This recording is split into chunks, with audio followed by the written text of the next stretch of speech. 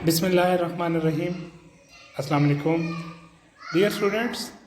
आज के इस लेक्चर में हम जानने की कोशिश करेंगे कि इंक्वायरी ईमेल किस तरीके से लिखी जाती है, ये जानने की कोशिश करेंगे। तो सबसे पहले ही जानते हैं कि इंक्वायरी ईमेल होती क्या है। तो इसकी स्टार्ट में डेफिनेशन यहाँ पर बयान की गई है, वो ये है कि the word inquiry means an act of asking for information. Inquiry का लफ्ज़ का मतलब है कि मालूमात का मुतालबा करना, मालूमात के हसूल का जो अमल है वो इंक्वायरी कहलाता है। यानी कि आप जब इंक्वायरी करते हैं तो आप किसी दूसरे पर्सन से मालूमात जानना चाह रहे होते हैं। So business inquiries email are email use to ask for information. कहते लिहाजा बिजनेस इंक्वायरी ईमेल वाली ईमेल ऐसी ईमेल होती है जो कि इंफॉर्मेशन यानी कि मालूमात का मुतालबा करती हैं। It is very simple, you write an email to ask people for the information you need. कहता है बहुत सादा सी बात है कि आप ईमेल लिखते हैं दूसरे लोगों को और उनसे कुछ मालूमात जानने की कोशिश कर रहे होते हैं। Most of the time you see an inquiry email to express your interest. ज़्यादातर आप ईमेल लिखते हैं, ईमेल यूज़ करते हैं इंक्वायरी ईमेल अपना इंटरेस्ट जाहिर करने के लिए इन ए स्पेसिफिक प्रोडक्ट, किसी खास प्रोडक्ट में। You have seen an advertisement or received a sales call earlier. You want to know more about their services. Hence, you write this inquiry email. आपने कहीं भी कोई ऐड देख लिया या कुछ भी ऐसी कोई आपको कॉल वसूल हुई है सेल से मुतालिक और आप वहाँ से उनके बारे में इजाफी मालूमात जानना चाहते हैं तो आप इंक्वायरी ईमेल लिखते हैं। Information help create a basic for businessmen to evaluate the option they have. After that, they can decide which company to work with or which supplier to buy from. There are many different types of information for inquiry email. There is no limit as well. तो यहाँ पर ये कहता है कि जब businessman इनको inquiry email लिखता है तो उसका मकसद एक एवेल्यूएशन होती है, मालूमात की एवेल्यूएशन, कि वह मुख्तलिफ लोगों से रब्ता करता है और उन पर इंक्वायरी ईमेल लिखता है और ये डिसाइड करने के लिए कि कौन सा सप्लायर जो है वो बेहतर हो सकता है या कौन सी कंपनी जिसमें उसका इंटरेस्ट है वो बेहतर हो सकती है। तो यूँ मुख्तलिफ जगहों से वो मालूमात लेकर उनका फिर जायज़ा लेता है और फिर किसी फैसले पर पहुंच सकता है।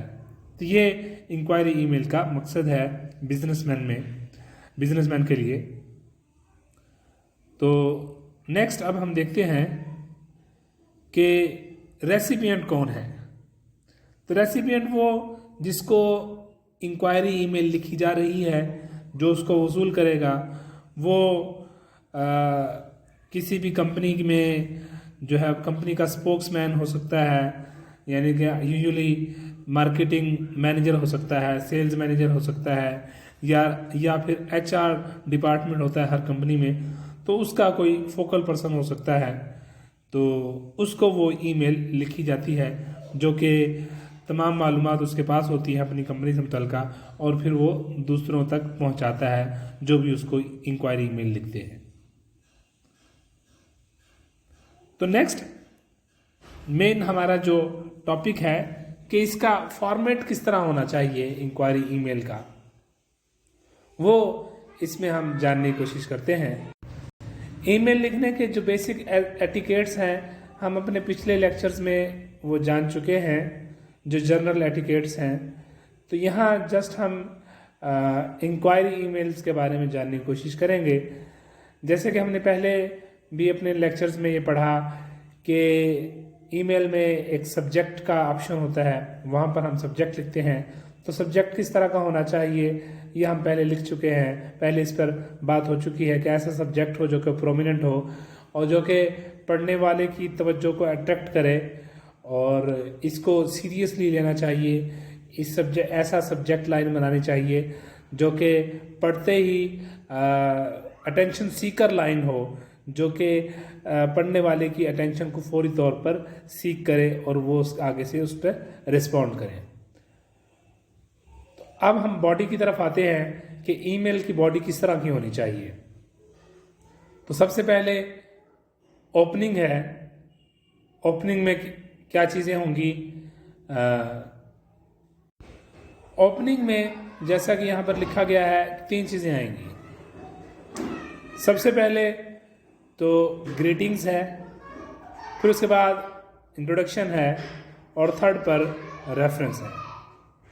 तो सबसे पहले ग्रीटिंग्स, जो भी ट्रेडिशनल ग्रीटिंग्स है, ट्रेडिशनल सैल्यूटेशंस हैं, जो भी उस कल्चर में सलाम के अंदाज जो यूज़ किए जाते हैं वो यूज़ किए जाएंगे। जैसा कि यहाँ पर इसमें लिखता है कि अगर आपको रेसिपिएंट का नेम नहीं पता तो आप dear sir, dear sir madam कुछ भी इस तरीके से लिख सकते हैं, या डियर सेल्स डिपार्टमेंट। तो यूँ ये ग्रीटिंग्स है। तो अगर आपको उस शख्स का नाम मालूम है जिसको आप लिखना, रेसिपिएंट जिसको आप इंक्वायरी ईमेल लिख रहे हैं, तो फिर आपका जो टाइटल मिस्टर, मिस, मिसेस के साथ होगा, जो भी वट एवर जो उसका नेम है उसके नेम के साथ आप इस तरीके से लगाएंगे। तो ये ग्रीटिंग्स हुई और फिर आप इंट्रोडक्शन की तरफ बढ़ेंगे। तो इंट्रोडक्शन में सबसे पहले आप रेसिपिएंट को अपना इंट्रोडक्शन करवाएंगे कि आप कौन हैं, किस कंपनी से आप बिलोंग करते हैं, आप किस कंपनी का फोकल पर्सन है, या आप कोई इंडिविजुअल पर्सन है, आपका किसी कंपनी से कोई ताल्लुक नहीं, आप जस्ट किसी मालूमात में इंटरेस्टेड हैं और लेना चाहते हैं उनसे। तो यहाँ पर आप अपना इंट्रोडक्शन करवाएंगे।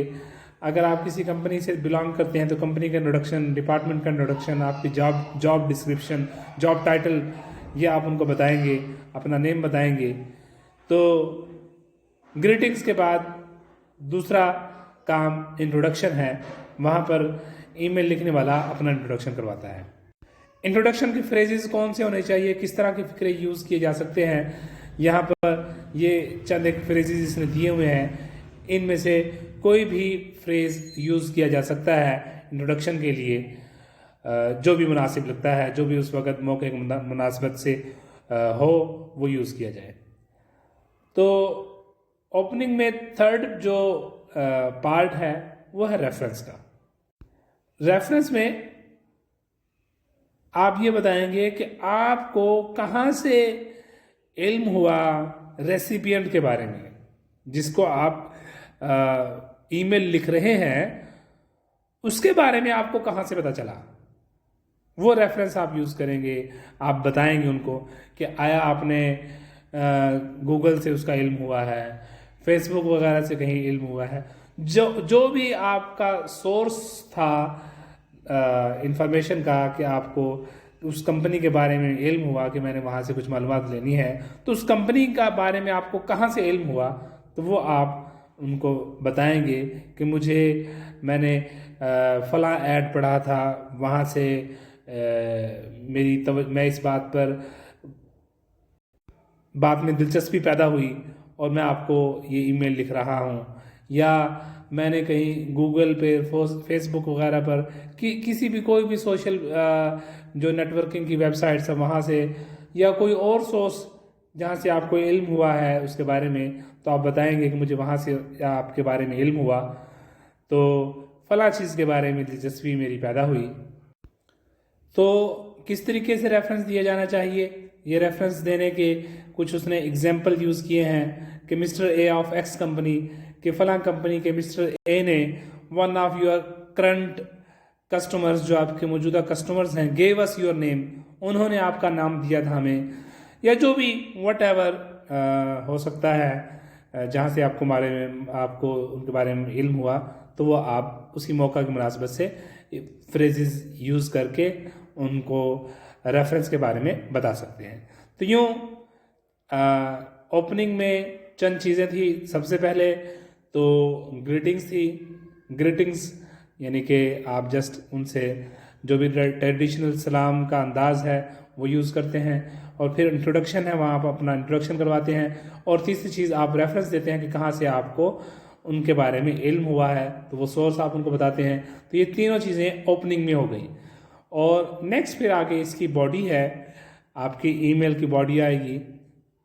ईमेल की बॉडी में भी चंद एक चीज़ें हैं, वो ये हैं कि वाई, व्हाट एंड हाउ, कि आप क्यों ईमेल लिख रहे हैं, आपका पर्पस क्या है,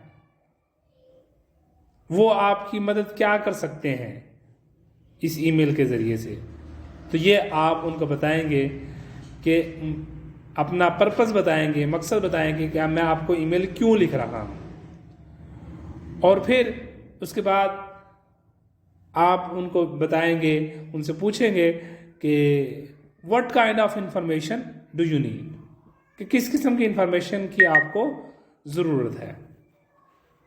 तो फिर उसके बाद आप उन्हें बताएंगे कि जिस इंफॉर्मेशन की आपको ज़रूरत है वो आप उनसे किस तरीके से लेना चाहते हैं। आया आप उनसे डॉक्यूमेंट की फॉर्म में लेना चाहते हैं, कॉल की फॉर्म में लेना चाहते हैं वो इन्फॉर्मेशन, या उनसे मीटिंग करना चाहते हैं। मीटिंग करना चाहते हैं तो कब, कहाँ, कैसे मीटिंग करना चाहते हैं, ये सारी चीज़ें आप उनको बताएंगे। तो ये तीन चीज़ें होंगी। एक तो ईमेल का मकसद हो गया, दूसरा क्या इन्फॉर्मेशन आप लेना चाहते हैं, और तीसरा कैसे इन्फॉर्मेशन लेना चाहते हैं। ये तीन चीज़ें आप उनको बताएंगे। तो उसी की वाई, व्हाट और उसके बाद हाउ, उसी की यहाँ पर डिस्क्रिप्शन दी गई है मज़ीद तफसीलन कि वो क्या हो सकती हैं, किस तरीके से आप कौन कौन से फ्रेजेस यूज़ कर सकते हैं, तो वो आप यहाँ पर देख सकते हैं। नेक्स्ट है, जब आपने ये तीनों चीज़ें बयान कर दी, आपकी बॉडी मुकम्मल हो चुकी, तो अब आपने क्लोजिंग करनी है। तो क्लोजिंग में आप पोलाइट वे से उन्हें थैंक यू कहते हैं कि उन्होंने आपकी ईमेल रीड की, आपके लिए वक़्त निकाला, तो आप इस बात पर उनका शुक्रिया अदा करते हैं। और आप फिर आगे से उन्हें लिखते हैं कि मैं आपसे पॉजिटिव रिस्पांस का ख्वाहिशमंद हूँ, आपकी तरफ से ताउन का ख्वाहिशमंद हूँ। तो और फिर आप उसको क्लोज करते वक्त क्लोजिंग के जो स्पेसिफिक फ्रेजेस हैं, yours faithfully, yours sincerely, best regards, ये आप यूज़ कर सकते हैं। और लास्ट में सिग्नेचर है, आप वहाँ पर सिग्नेचर जो आपका फुल नेम है, जॉब टाइटल है, कॉन्टैक्ट इन्फॉर्मेशन है, वो आप यहाँ पर मेंशन करेंगे। तो ये 5 चीज़ें थी जो कि इंक्वायरी ईमेल के वक्त सबको याद रखनी चाहिए। उसके बाद यहाँ पर दिया गया है कि useful notes while writing and inquiry email. Inquiry email लिखते वक्त के जो यूज़फुल नोट्स हो सकते हैं, ये हम पहले भी पढ़ चुके हैं कि शॉर्ट होनी चाहिए, शार्प होनी चाहिए, कंसाइज होना चाहिए। तो ये जनरल सी बातें हैं जो हम पहले अपने डिफरेंट लेक्चर्स में डिस्कस कर चुके हैं। जैसे यहाँ पर लिखता है मेक योर नीड्स क्लियर, वाज़ी अंदाज में आप लिखेंगे। और इसी तरह set up the next steps, और अगले जो आपके स्टेप्स हैं उनके बारे में आप उन्हें बताएंगे। तो ये जनरल बातें हैं जो हम पहले से डिस्कस कर चुके हैं। तो होपफुली आपको आज का हमारा लेक्चर अच्छे तरीके से समझ आ गया होगा। इंशाल्लाह नेक्स्ट लेक्चर में नेक्स्ट टॉपिक के साथ हाजिर होंगे। तब तक के लिए अल्लाह हाफिज़।